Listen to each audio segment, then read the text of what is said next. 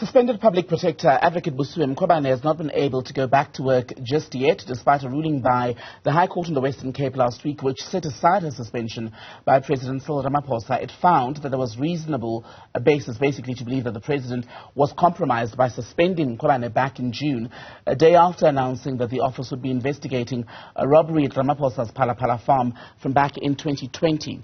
The presidency has said it will await possible confirmation by the Constitutional Court of that order before proceeding with the matter. Let's talk about the unfolding situation. We're joined by public governance analyst Zwelinzima Ndevu. Mr. Ndevu, a very good afternoon to you. Thank you so much for your time. How big of a crisis is the situation involving the public protector and the president? Good evening, Tembeki, and good evening to your listeners. Thank you for having me.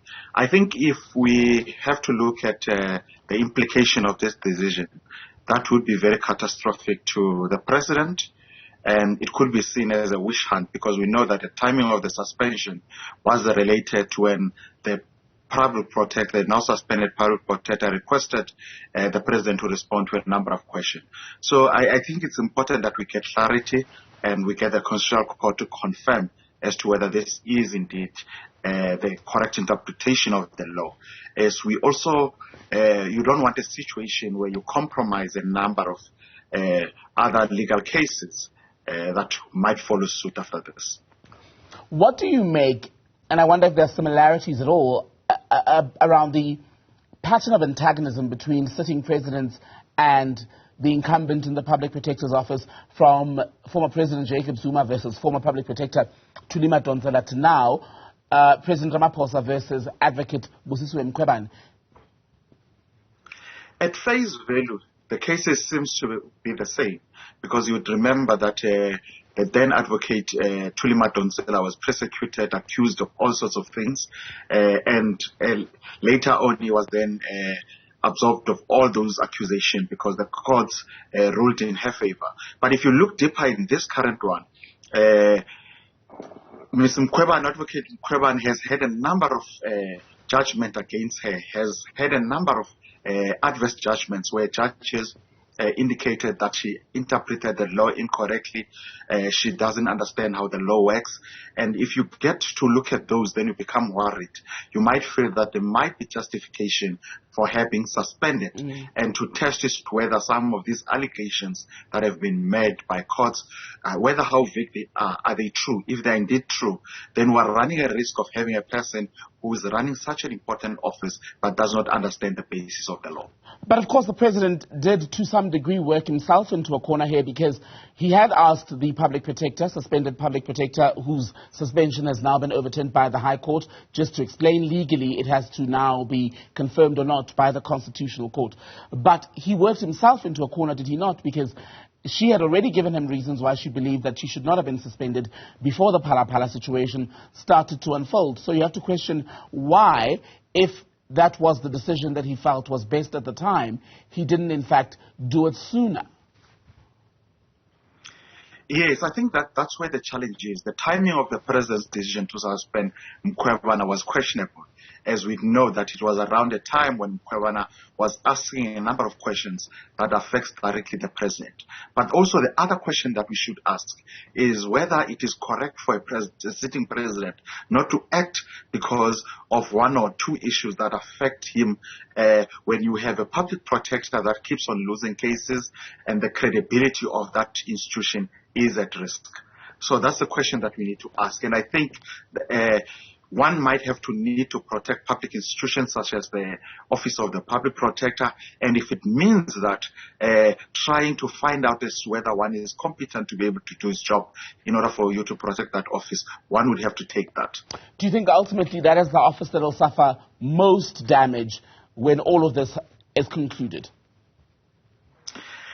Yes, I think it will be that office, especially if we can find that the president was indeed mistaken, and we have now a public protector and a deputy that would not see eye to eye and that interpret the law differently when they're supposed to work together. I think ultimately the poorest of the poor, who are supposed to use that office as a part of access to service delivery and to justice when they are hard done by government institutions, would suffer the most. So one is hoping that the president was correct in doing this, and if he was not correct, then there must be remedial actions that are put in place to deal with this issue.